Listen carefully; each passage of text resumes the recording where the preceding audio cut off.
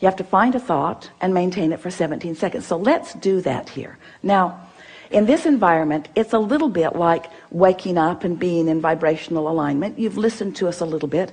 We gave a powerful opening that is in perfect vibrational alignment with the source within you. You resonated with the source within you. It's why you lighted up for us. It's why we thought it was a good idea to bring you here fast, because you were tuned in, because we distracted you till you got your paper out. We distracted I'll throw it away. We distracted you from the vibrational frequency. So this is a good environment for you to practice the vibration of what you're looking for. So it's like you've just awakened, and let's pretend, it's not such a pretending, let's acknowledge, let's assume that you've just awakened, you are in that high-flying place because there's been a suspension of momentum while you sleep, and now it's your intention to maintain that vibration alignment. Do you think the best idea is to take the issue that matters more to you than everything else put together and contemplate that now? No.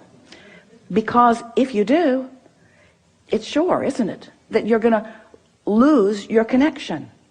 So what we want to convey to you, what we want you to all hear from us, if we can convince you that the connection is what matters and solving that problem isn't, if you can hear that, because if you can sustain the connection for a little while, the problem will evaporate, because in the absence of the vibration of it within you, it can't continue to be your experience. So have we convinced you that what matters is the alignment? That's what matters is the alignment. What matters is the alignment. What matters is the alignment, and the subject doesn't matter. Now that's hard for you to hear, isn't it? Because you've been working hard. You told us you've been working hard. You've been trying hard. You try hard to get from where you are to where you want to be, and we want you to understand. And we know it must just be so irritating to hear this. You've been wasting your time. Can't get there from there. The harder you try, the more you practice the vibration of resistance. And then the louder you ask, but the more you practice the vibration of resistance. So you just have to let the things that you want that haven't been coming go for a while. Just let them go. Stop using what you want that you don't have as your excuse to not feel good. In order to sort of drive this point home in a way that you can really hear it, we've begun speaking about your point of attraction. Your point of attraction, do you sort of understand that? If you are the creator of your own reality, and if law of attraction is responding to your vibration, then doesn't it make sense that you're standing with a habit of thought, with a pattern of vibration that is being responded to, your point of attraction? So if you're fearful all the time, your point of attraction is very far from what you really want. If you're ornery all the time, or a lot of the time, your point of attraction is different from what you want. Your emotions are your indicator of what you're doing vibrationally. Have you been listening to us long enough to sort of understand what we mean by that? You were source energy before you came into this physical body, and a part of you came into this body. A part of you came into this body, but the larger part of you is still non-physically focused. Just deal with that. Humans want to call that your soul, or God force. We want to call it that non-physical eternal part of you that you have sprung forth from, but that you're still intricately tied with. It's your vibrational nature. It's your true vibrational nature. So that part of you adores you. When you're mad at you, you cause a vibrational difference. That part of you loves others. When you find someone who is despicable, Esther loves that word, despicable, you cause a vibrational variance. So when you separate yourself from you by the logical thing that you've chosen, that's a vibrational variance. But if you practice it long enough, then you end up in this sort of habit of vibration. So we've been wanting to demonstrate that your point of attraction is like a sort of swirling state of being. It's a vibrational disc, sort of like the seven dwarves. There was Henri, well, they called him grumpy, but same difference, and happy, There was dysfunctional and passive aggressive. So Esther's up to about 200 dwarfs now. She's having such fun. She recognizes them around in herself and others. So there are these habits of thought, these vibrational habits of thought that represent this sort of vibrational place where you hang out. And so if you've been hanging around in hopeful but not believing, then that's what the universe leads you to. If you're hanging around in despair or discouragement, then that's what the universe leads you to. Let's define what we mean by that's what the universe leads you to. It's a better way of saying that. That's what you find in the universe. That's what you find. That's what your point of attraction yields to you. So we want you to realize that if you will just choose the disc, if you choose the subject chooses the disc. Think about that. I'm going to think about money. Despair. Not really. It could be optimism, or it could be fantastic journey. You know where you're at relative to that.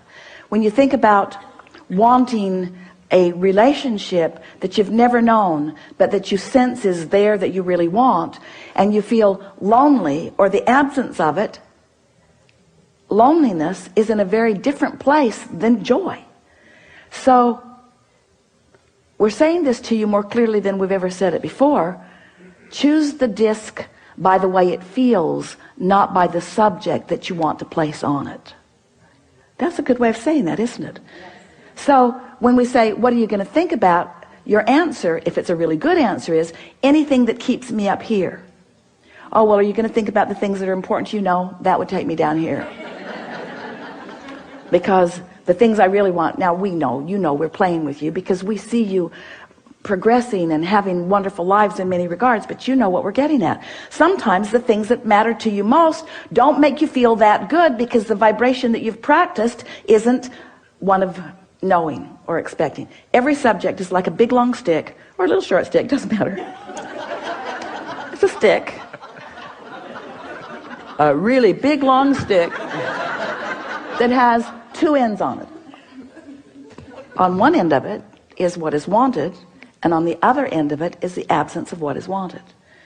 And so if you pick a subject where you've been practicing what you don't want, and you say, I'm going to set a goal about this, well, then what you've actually said is, I'm going to set a goal to practice a thought that's way down here.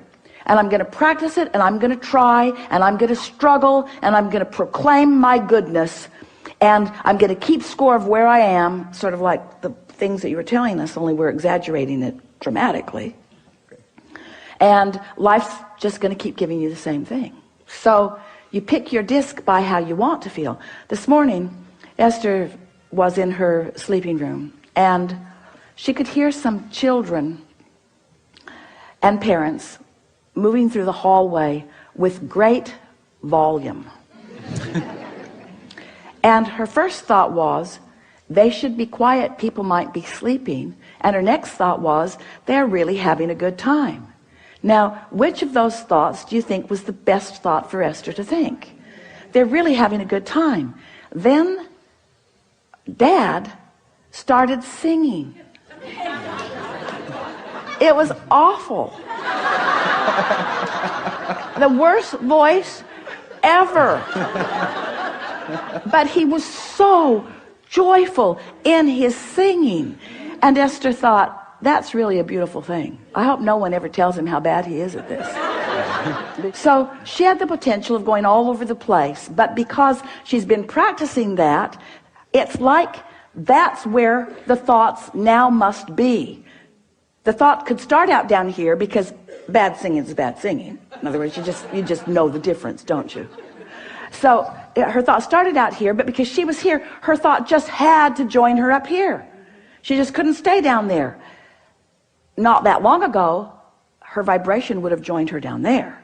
Now, her thought is joining her vibration. Can you feel the difference? That's step 4. I've sustained my vibration long enough that everything in my universe has to join me where I am, or it's going to bounce right off of me. If it's going to join me, it's going to be where I am. I now have creative control of my environment. That's step 4. So let's just start really generally. So you've just awakened. You've heard everything that we've said. We know that you're internalizing it. The audience is with you. So what do you want to say now that you've awakened? This bed is really comfortable. You are brilliant. You are brilliant. The bed is comfortable. What else you want to say? The pillows are really comfortable. Yeah. All 4 of them. Yeah. Yeah. What else? I feel great. I feel happy. I feel in tune with my body. Yeah. You've got it. You've got it. And any thought like that, now stay there for 17 seconds, and then another, and then another, and then another, and then another. And then do it tomorrow, and the next day, and the next day, and the next day, and the next day, and the next day. And before you know it, we won't be having a conversation about what's missing in your life. The conversation that we'll be having is, you'll say to us or to whoever you're talking to, you know, I just let it go for a while, because I realized that the subject that was so important to me had me sort of bound in a frequency that wasn't good for me. So I just let it go for a while, and I just focused upon the things of my life that felt really good to me. And I did it and did it and did it and did it until more thoughts joined, more thoughts joined. You see, because once you sustain this, even for a little while, the manifestations that start flowing are more good feeling emotions, powerful thoughts moving into your experience. You begin getting impulses that lead you right where you want to be.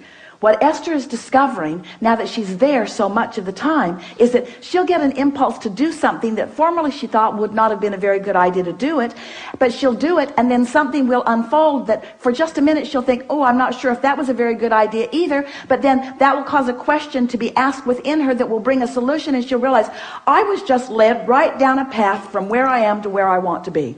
Because she's heard us say, and you have too, that the source within you knows where you are in relationship with everything you want, and knows exactly what the path of least resistance is to get you there. But you've got to try a little bit to be on a vibration of least resistance. And as you start hanging out in a vibration of less and less and less resistance, it's just going to amaze you at first when you realize how smart non-physical is, how caring they are about where you are, how much they know about where you are in relationship to where you want to be. And they'll just guide you and guide you and guide you and guide you. And you know what the best part is? The journey is so fun.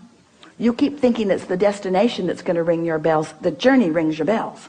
Because in the absence of resistance, it's fun here, and it's fun here, and it's fun here, and it's fun here, and it's fun here, and it's fun here, and it's fun here, and it's fun here, and it's really fun here, and it's really fun here, and it's really fun here. And that was so interesting, and I like this so much. And before you know it, every day of your life is one of just moving into things that are interesting and fun, and sometimes challenging, which is both interesting and fun, you see.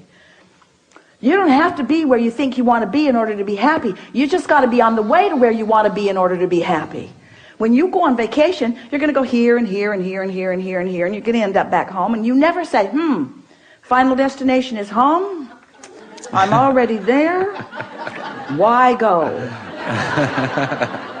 Because you know why you're going. You're going for the stimulation. You're going for the life it gives you. You're going for the fun. It's not the end result, and there is no end result. There is no ending. Step 4 has got to tell you that.